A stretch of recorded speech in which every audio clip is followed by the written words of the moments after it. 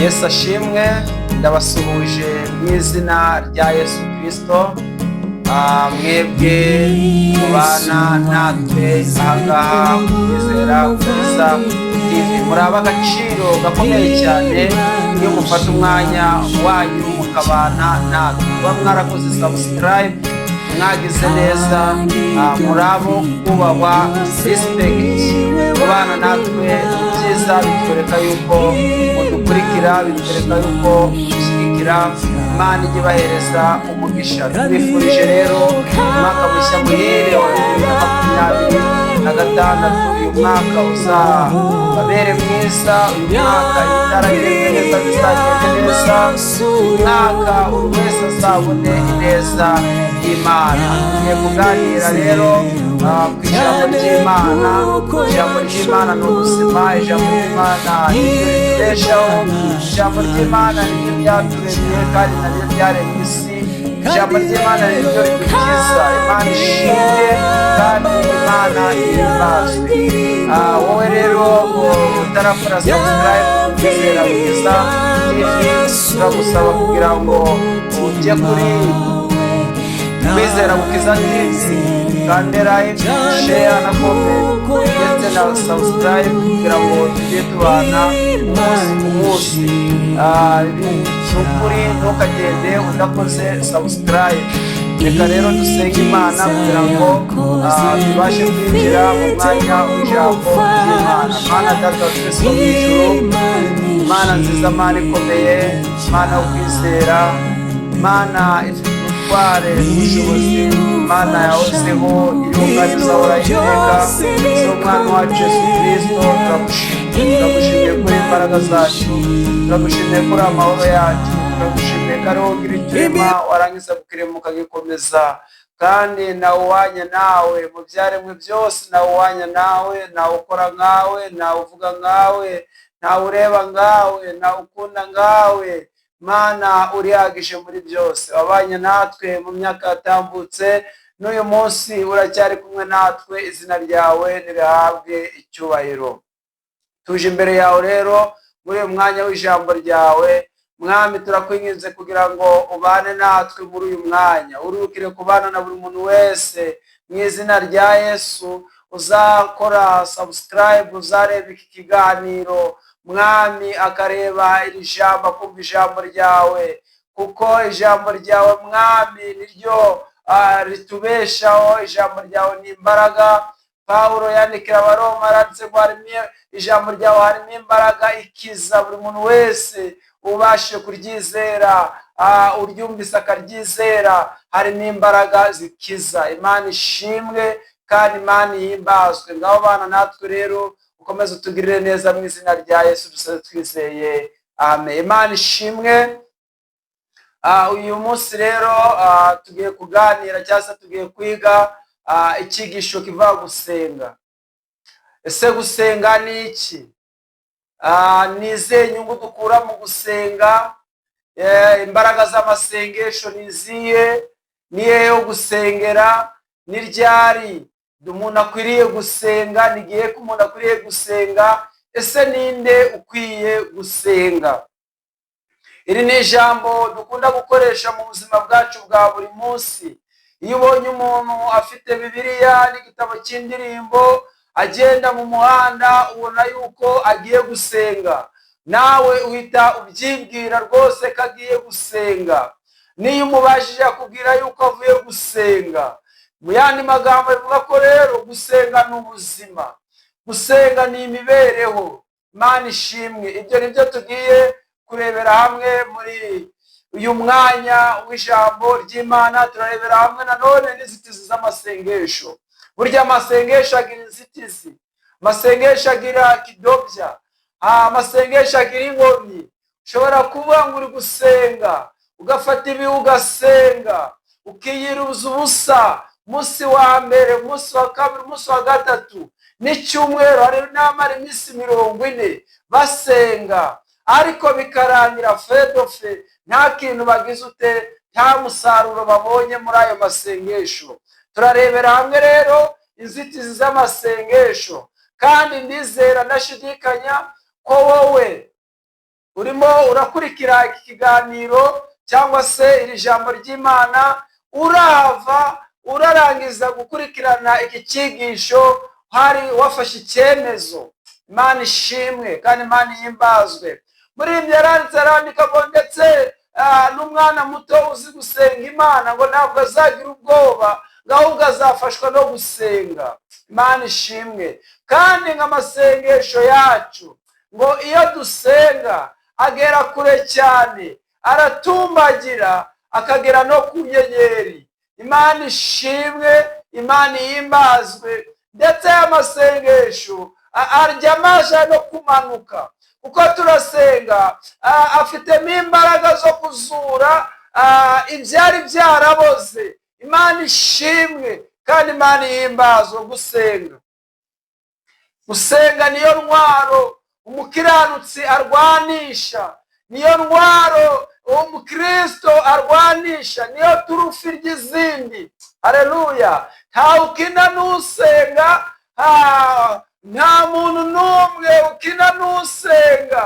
Iyo ugiye guhonyora usenga usiga uhushyeho, kubera yuko burya umunyamasengesho ajya atungurana. Uyu munsi wamusuzugura, uyu munsi wamufata uko ushaka, uyu munsi wamubwira ibyo ushaka, uyu munsi umva wamwiyenzaho, wamukandagira, ariko ejo he, Imana ishimwe, ejo he harahishwe, ejo yagutungura mwene data. Ntugasuzugura umuntu usenga rero, kandi ni amasengesho y'umunyagara. Ndetse n'umwana muto uzi gusenga Imana ntabwo azagira ubwoba, ahubwo azafashwa no gusenga. Imana ishimwe. Gusenga rero ni umwanya umuntu afata aganira n'Imana, umwanya umuntu afata aganira n'Imana, avugana n'Imana, kugira ngo Imana imuhereze ibihe byiza byo mu mutima. Uko niko gusenga. Iyo dusenga tuba tuvugana n'Imana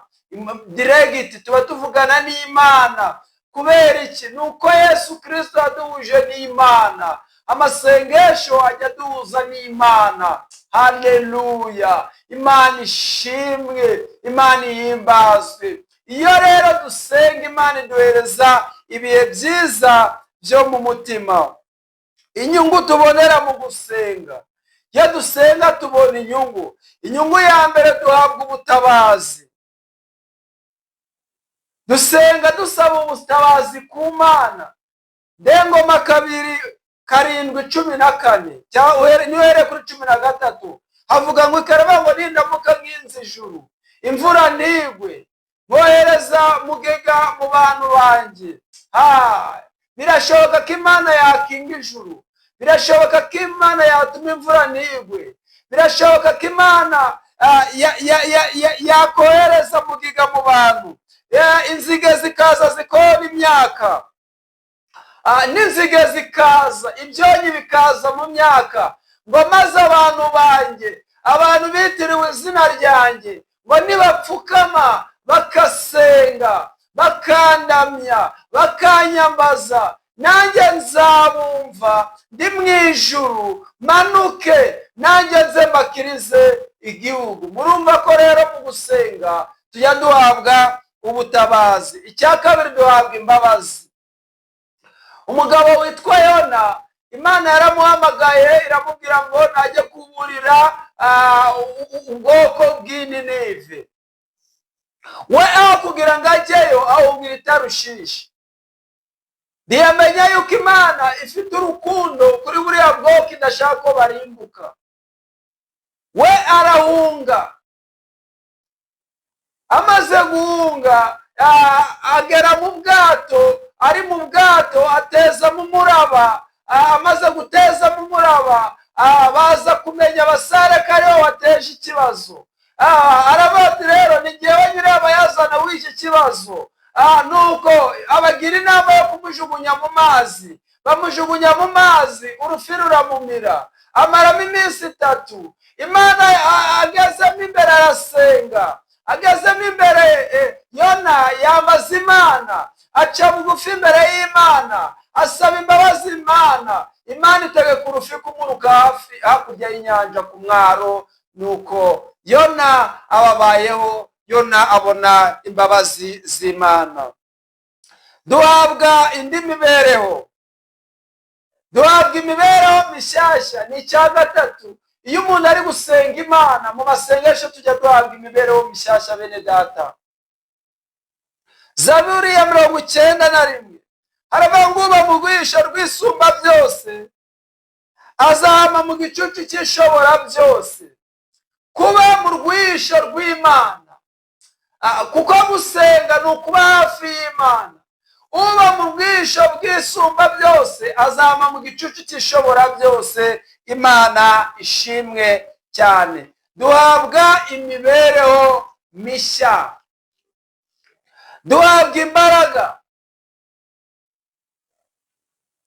Pawulo mu kwigisha kwe yagendaga ashobozwa n'Imana. Natwe uyu munsi Imana niyo itubashisha. N'uyu mwanya njye ubabwira ni ukubera Imana, ni ukubera ko umuntu aba yasenze. Umuntu atasenze ntabwo yabona icyaza kuvugira hano kuri kamera. Mu masengesho rero Imana ijya iduhamo imbaraga ikadushoboza. Ntabwo wabona imbaraga zo kurangiza uru rugendo cyangwa zo gukomeza muri izi nzira ducamo, muri iyi nzira igoranye, muri iyi nzira urije, atari amasengesho. Mu gusenga Imana ijya iduha imbaraga. Pawulo arandika aravuga ngo nshobozwa byose na Kristo kuko niwe umpa imbaraga. Kubera ko dukwiriye gusenga, yewe musore, kubera ko ukwiriye gusenga. Wa mukobwa we, kubera ko ukwiriye gusenga. Wa mugabo we, kubera ko ukwiriye gusenga. Wa mugore we, kubera ko ukwiriye gusenga. Nuko uyu munsi wa none dufite intege nkeya, dukeneye imbaraga. Mose muri Zaburi ya 90 yasabye Imana ngo twigishe kubara iminsi yacu isigaye, bitume dutunga umutima w'ubwenge. Mose asaba Imana kubana nawe. Mose asaba Imana ko yamuhereza imbaraga. Imana ishimwe. Dukeneye imbaraga rero, dukeneye imbaraga za none n'imbaraga zo mu gihe kizaza. Umukristo udasenga aba yarapfuye, aba yarashaje mu mwuka, mu buryo bw'ubugingo. Umukristo akwiriye kurangwa no gusenga mu buzima bwe bwa buri munsi. Kuba maso kugira ngo tutagwa mu moshya ya Satani. Luka 22:39.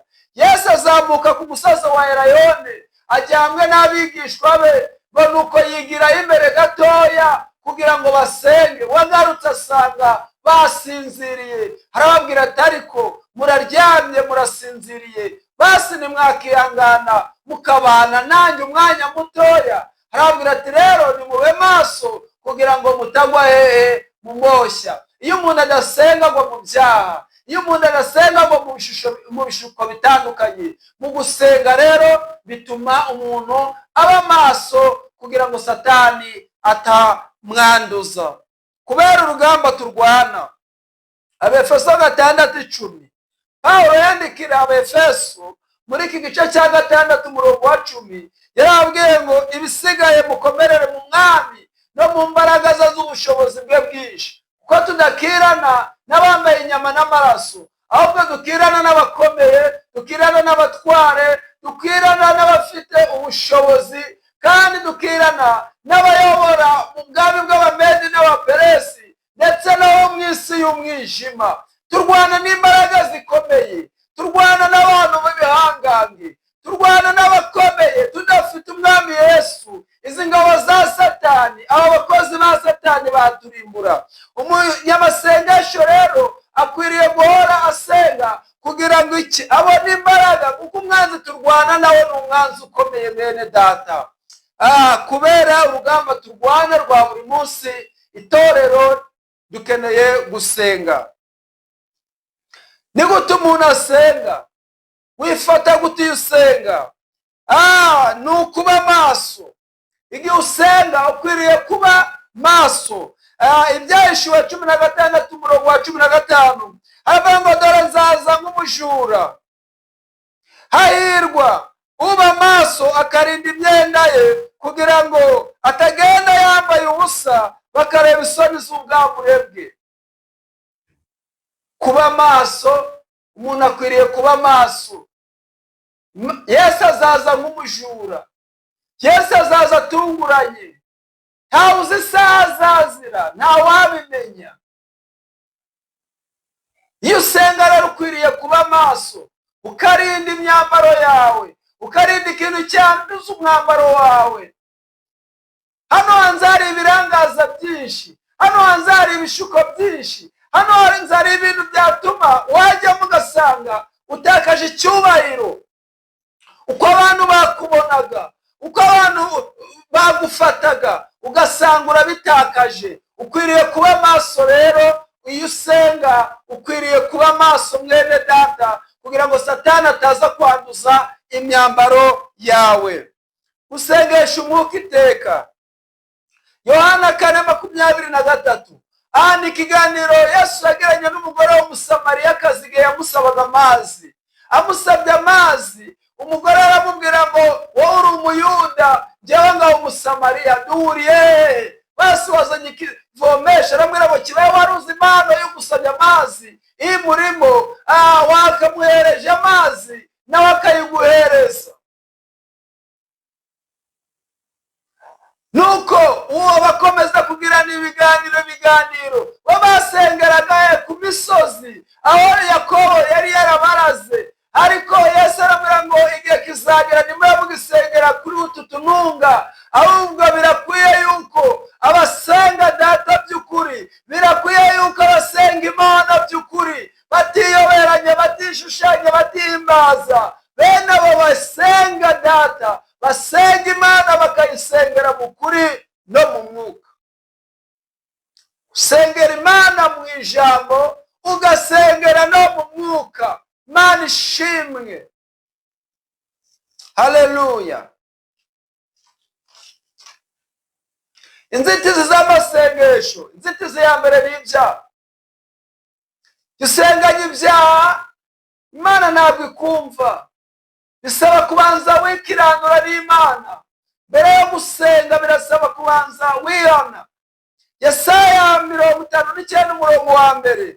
Haravuga ngo dore ukuboko k'Uwiteka ntikwaheze ngo inanirwe gukora, kandi ugutwi kwe ntikwapfuye ngo Uwiteka ananirwe kumva. Ahubwo ibyaha byanyu, gukiranirwa kwanyu niko kwabatandukanije n'Imana. Kuboko kw'Imana kuracyakora, amatwi y'Imana aracyahari, Imana iracyumva, Imana iracyareba. Urimo urasenga ngo ese Mana kutanyumva, ese kutansubiza? Wisuzume neza, urebe, wigenzure, nanjye nigenzure. Birashoboka yuko waba ufite ibyaha, birashoboka ko hari ibyaha utarihana, icyo usengera ukaba kitarasubizwa. Ibyaha nabyo biri mu bintu bituma umuntu adasubizwa amasengesho. Kutizera, Abaheburayo 11:6-8. Ariko kutizera ntibishoboka ko ayinezeza, kuko uwegera Imana akwiriye kwizera yuko uriho Imana itugirire neza.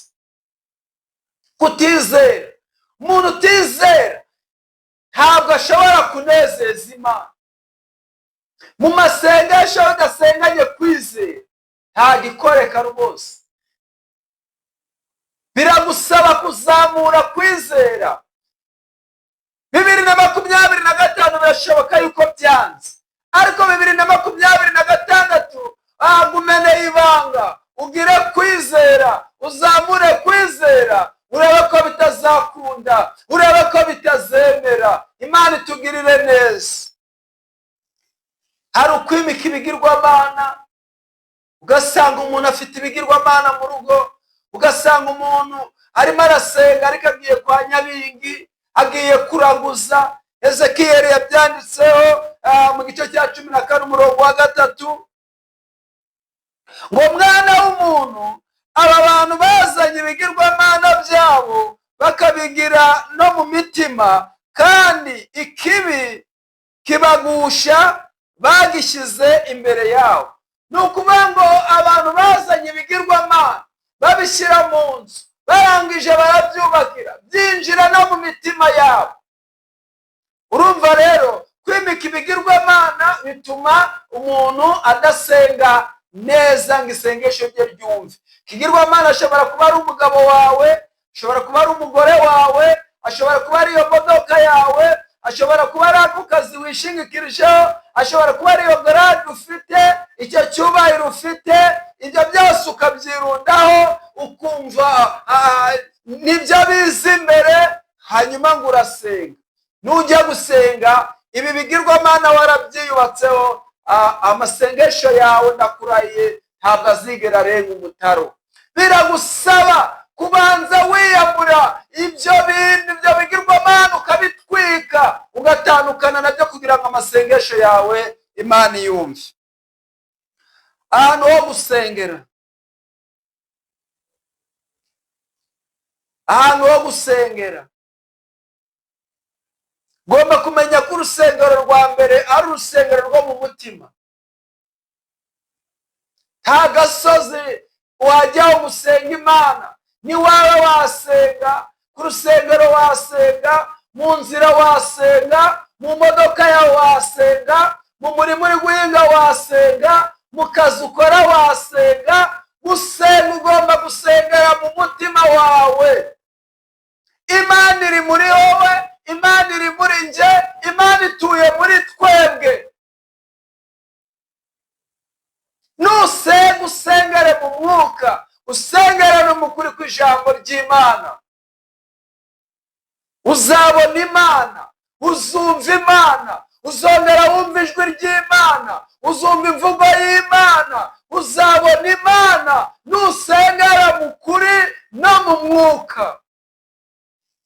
Imana ishimwe kandi Imana itugirire neza. Imbaraga z'amasengesho, burya amasengesho agira imbaraga bene data, atari imbaraga zino zituruka mu byo kurya. Oya, tandukanye imbaraga zituruka mu byo twariye. Ahangaha ndavuga imbaraga z'amasengesho. Iturufu ry'izindi ni ugusenga. Iyo twasenze ibihe birahinduka. Gusenga ni indwara umukiranutsi arwanisha intambara zo mu isi. Urwa mbere rw'Abakorinto igice cya 10:4, Pawulo abandikira ngo nubwo tumeze nk'abantu, nubwo tugenda nk'abantu, nubwo tuvuga nk'abantu, ariko twebwe ntabwo turwana mu buryo bw'abantu, ahubwo imbere y'Imana. Haleluya! Amasengesho ahinduka iki? Imbaraga zikubita hasi buri kintu cyose, zimenagura, zijanjagura. Imana ishimwe zubika, Imana ishimwe ziritagura ibihome. Iyo dusenga, amasengesho ahinduka imbaraga, agera muri gereza, amasengesho agera mu bitaro, amasengesho. Iyo dusenga hari imbaraga ziza zigaca iminyururu. Haleluya! Pawulo na Sila barasenze muri gereza, iminyururu irafunguka. Haleluya! Petero ari mu buroko, barasenze intumwa, maze marayika w'Imana yinjira muri gereza, iminyururu iracika, inzugi zirakinguka. Amasengesho agira imbaraga. Haleluya! Amasengesho atuma Imana yinjira mu bibazo byacu direct ku buryo bwihuse. Amasengesho harimo imbaraga zituma Imana yinjira mu bibazo. Haleluya! Maze ngo Esiteri abwira Moridekayi, aramubwira ngo bwira Abayuda biyiriza ubusa, basenga bamara gatatu. Nanjye nazamutse ngiye kureba umwami, ngiye kureba umwami. Ntabwo yamamagaye ariko nagiye. Kuba muri gusenga Imana ya Isaka, Imana ya Yakobo, Imana ya Iburahimu, Imana ya Saduraka na Meshake, kuba muri kuyisenga, nanjye ndahagurutse. Bakigenda, Esiteri agezeyo, atungura umwami. Haleluya! Imana ishimwe, Imana ihimbaza. Iyo tugeze mu gitabo cya Esiteri mu gice cya 9, ngo hari mu kwezi kwa 12, kwezi kwitwa Dari, ngo maze ibintu birahinduka. Ku isaha ya 9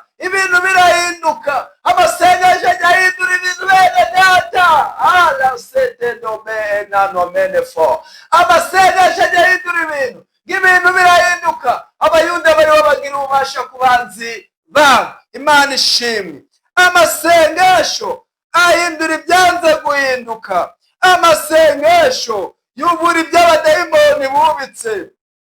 Iyo dusenga dusuzugura imigambi y'ikuzimu, duca Satani intege, duhirika ibyateraga ubwoba. Amasengesho arategeka, ararema, arasenya, aratwika. Imana ishimwe. Haleluya.